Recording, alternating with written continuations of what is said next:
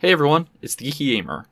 I know this is yet another video that starts with just me talking over a pretty much static screen, but stick with me here.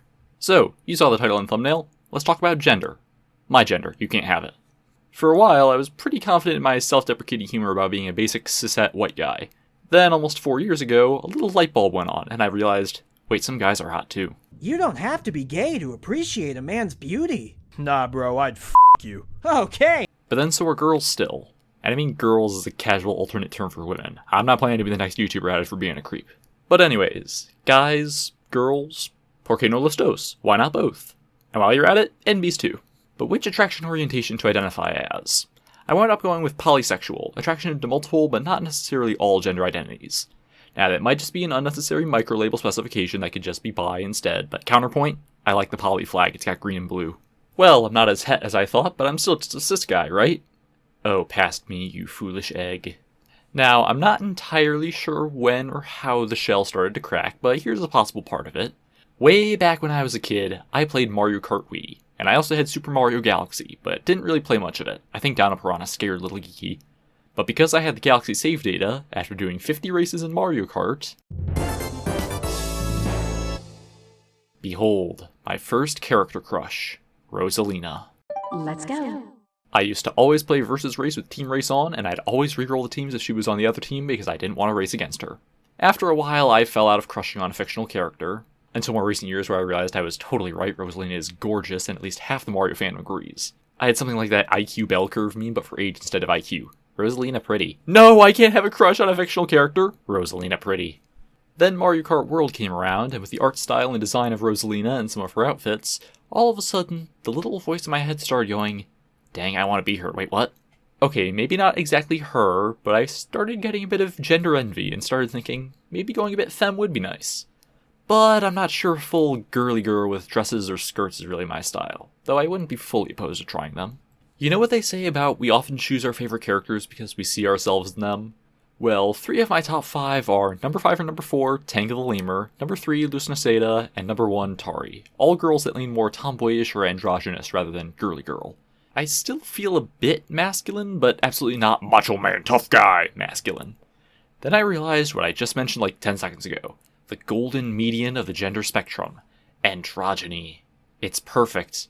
But what if I wanted to go more femme, but not too femme? Or what if I'm feeling a bit more mask, but not too mask? I can't decide. Oh wait, there's a solution for that. So, what's my gender? To be honest, I'm not sure. But I'm experimenting with non-binary gender fluid. Primarily non-binary, but with the potential to fluctuate a bit more masculine or a bit more feminine. Probably want to go more femme, but living almost 21 years identifying as a guy means any change away from that is going to be really hard to get used to. Kinda funny how both my sexuality and gender are both kinda por qué no los dos? Wait, I already used that joke. They're both kinda just yes. Sexuality and gender are spectrums, and I'm the rainbow. So, how does this affect you? Because that's what a lot of people care about when other people come out. In terms of pronouns, I'm going with primarily they, them, but with both he, him, and she, her as secondary. It's gonna be weird getting used to being called she, her. I sort of feel some imposter syndrome about that right now. And I'll absolutely still respond to he, him on instinct. Almost 21 years of being referred to that way will do that to you. At least it's not incorrect. Some masculinity is still part of my identity. As for my name, the internet at large doesn't know my name beyond the Geeky Gamer, or Geeky, and I'm keeping it that way. Glad it's not gendered. I feel bad for anyone who built their online brand with a gendered username and then came out as trans. For the people who do know me in real life and know my real name, I first ask that you don't reveal it on the internet. I'm not ready for an identity reveal.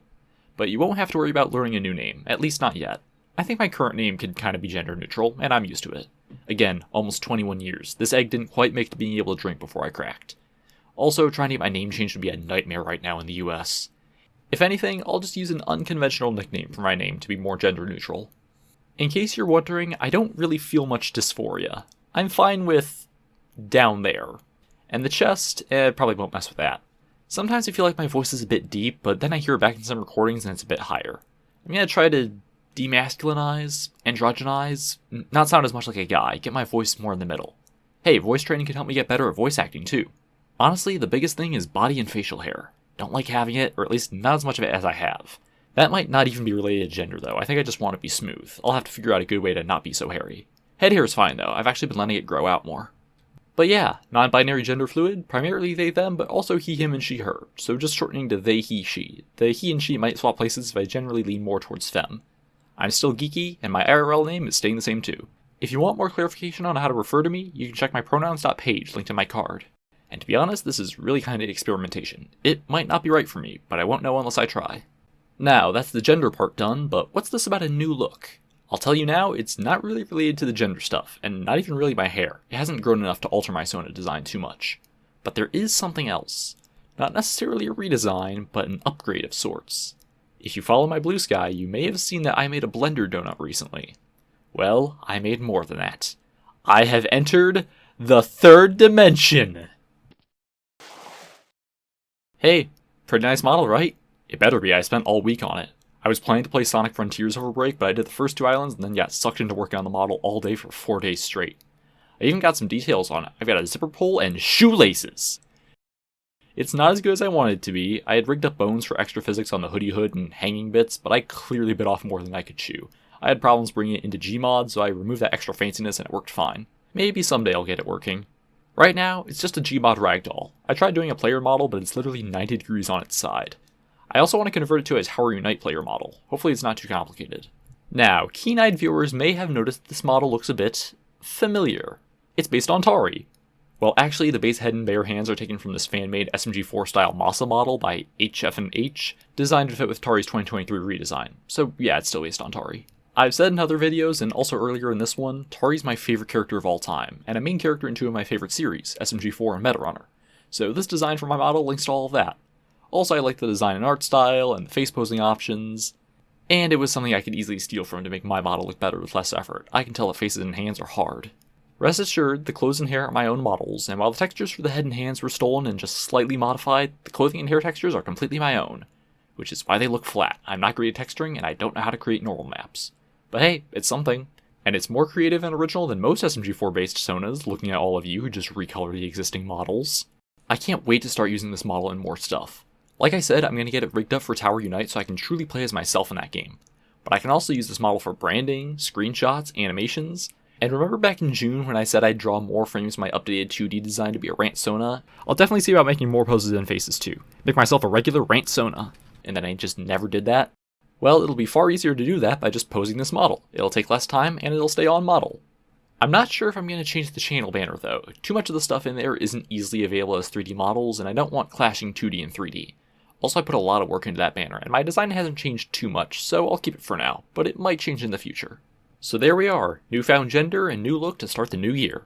Don't worry, the content's not changing, or at least not changing from what I would be making if my egg hadn't cracked. Remember, this is the ultimate variety channel, or at least I call it that. You'll never expect what's coming next.